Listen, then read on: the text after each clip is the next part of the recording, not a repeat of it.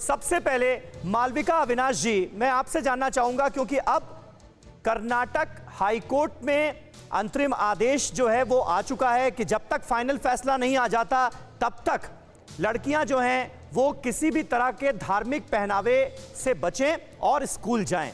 क्या ये विवाद शांत होता हुआ नजर आ रहा है? क्योंकि एक तरफ तो अदालत का ये आदेश और दूसरी तरफ देश के तमाम हिस्सों में इसे लेकर होता हुआ प्रोटेस्ट, ये क्या कहानी है? देखिए, और देश और दुनिया भर में ये भ्रम फैलाया जा रहा है, झूठ फैलाया जा रहा है। हाँ। और एक तरह से ये एक malicious campaign, motivated malicious campaign किया जा रहा है कि कर्नाटक के अंदर और भारत के अंदर स्कूलों में, कॉलेजों में हिजाब के ऊपर एक कोई बड़ा सा बैन है, एक ब्लैंकेट बैन है। पहली बात मैं सबको बता दूं और मैं सबसे अपील करूं, जो कांग्रेस के प्रवक्ता हैं या फिर जो कांग्रेस के नेता हैं या जो भी ऑपोजिशन के नेता है, वो पहली बात ये समझ ले और इसको मान ले कि ऐसा कोई बैन कर्नाटका में नहीं है। जिस कॉलेज की बात चल रही है, उडुपी के जिस कॉलेज की बात चल रही है, उधर यूनिफॉर्म ये है कि हेड स्कार्फ को आप कैंपस में पहन सकते हो, क्लास के अंदर नहीं। इन बच्चों को अगर उससे तकलीफ थी तो ये दूसरे कॉलेज में जा सकते थे, लेकिन इन्होंने ऐसे नहीं किया। क्यों नहीं किया? इसलिए नहीं किया कि इससे पहले कभी उन्होंने जिद नहीं की कि हम हिजाब पहनेंगे। ये देखिए, ये अक्टूबर नवंबर से ये सब स्लोली धीरे धीरे शुरू हुआ है और अब जो आप देख रहे हैं वो वैसे फैलाया जा रहा है। ऐसा कुछ नहीं है। सरकार को बिल्कुल फिक्र है बच्चों की और उनकी पढ़ाई की, इसलिए सरकार ने भी यही मांग की हाईकोर्ट से कि जो स्कूलें कॉलेजें चल रही हैं उनको चलने दें। I will just read 2 sentences from the high court order before I finish, उसके बाद आप जिनसे बात करना चाहें करें। I will just read 2 sentences from the high court order. जो कल रिटन ऑर्डर है वो इंटरिम ऑर्डर नहीं है। इनकी मांग थी कि इंटरिम ऑर्डर मिल जाए, इनको एक आदेश मिल जाए, वो नहीं मिला, इसीलिए फिर से बवाल मचा रहे हैं। और पाकिस्तान कौन है इन सब बातों में बोलने वाला? एनीवे, पहले अपने अंदर झांक के देखे ना पाकिस्तान कि वहां क्या हो रहा है अल्पसंख्यकों के साथ और पूरे वहां की महिलाओं को कैसे ट्रीट किया जा रहा है। Anyway, I will just read 3 or 4 sentences, उसके बाद आप दूसरों से बात कर लें।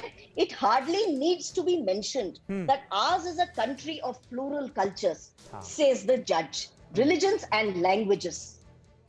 Being a secular state, it does not identify itself with any religion as its own. Absolutely. The citizen has the right to profess, practice any faith of choice is true. However, see, this is the operative part. However, such a right, not being absolute, is susceptible to reasonable restrictions as provided by the Constitution of India.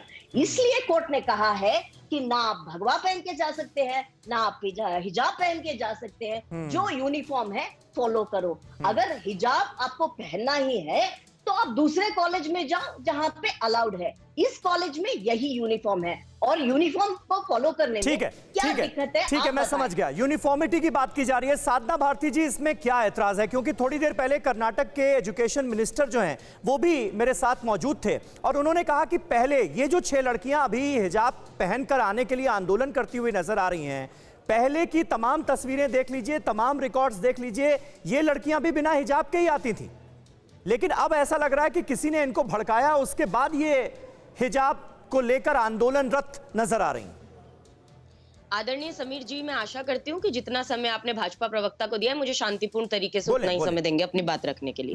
धन्यवाद। देखिए, सबसे पहली बात ये कि बिल्कुल Bharatiya Janata party की प्रवक्ता अभी बोल रही थी कि मोटिवेटेड है, हर बार आकर ये यही कहते हैं मोटिवेटेड किसने किया? आप लोग कर रहे हैं। क्योंकि 5 राज्यों में चुनाव को देखते हुए जाति और धर्म को धंधा बनाकर किस तरह वोटों का ध्रुवीकरण किया जा सके, वोटों का पोलराइजेशन किया जा सके, क्योंकि आप चाहते हैं कि महंगाई, बेरोजगारी, महिला उत्पीड़न, राम मंदिर में चंदा चंपत घोटाला, कहीं ये बात कहीं टेलीविजनों की डिबेट का टॉपिक ना बन जाए। इसीलिए आप कर्नाटका के अंदर आनन फानन में भाजपा की सरकार ने कर्नाटक एजुकेशन एक्ट 1983 की 133 धारा को लागू कर दिया। अब आप कह रहे हैं यूनिफॉर्म में क्या दिक्कत है? नहीं भाई, बिल्कुल यूनिफॉर्म में दिक्कत नहीं है, यूनिफॉर्म में आपत्ति नहीं है।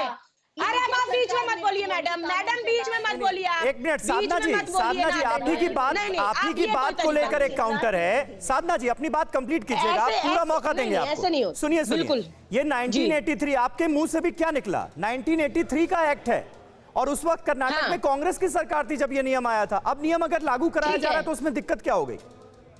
नहीं तो बता रही हूँ ना हमें दिक्कत क्या है, अभी बात तो पूरी होने हाँ, दे, बोलिए, बता रही हूँ बोलिए। मैं दिक्कत क्या है। बोलिए, बोलिए। हमें दिक्कत इस बात से है, यूनिफॉर्म में दिक्कत नहीं है। हाँ। मैं भी दिल्ली विश्वविद्यालय में जनसंचार और पत्रकारिता की पढ़ाई कर चुकी हूँ। जी। हमारे यहाँ भी यूनिफॉर्म में अगर कोई आते हैं, वैसे तो यूनिफॉर्म एक्ट यहाँ नहीं था दिल्ली यूनिवर्सिटी में, लेकिन मैं आपको ये बता रही हूँ कि इसका मतलब अगर आपको हिजाब से दिक्कत है तो फिर तो आपको सरदारों की पगड़ी से भी दिक्कत होगी, आपको कड़ा और कंघी से भी दिक्कत होगी। जो महिलाएं शादी कर चुकी हैं उनकी मांग में सिंदूर भरा रहता है, गले में मंगलसूत्र पहनना आवश्यक होता है, पैरों में बिछिया दबाना आवश्यक होता है, उसको भी बंद कर देंगे क्या आप? इसका मतलब आप धार्मिक स्वतंत्रता के अधिकारों का हनन करते रहेंगे।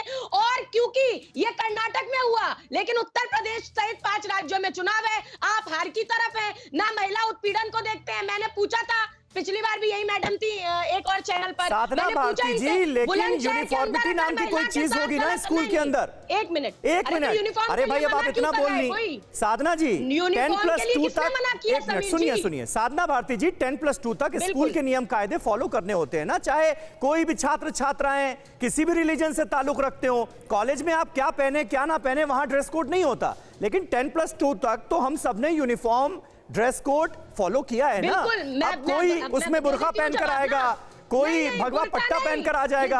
आप मंगलसूत्र का जिक्र कर रही हैं और तमाम चीजों का जिक्र कर रही हैं, धार्मिक पहनावे को कैसे अलाउ कर सकते हैं?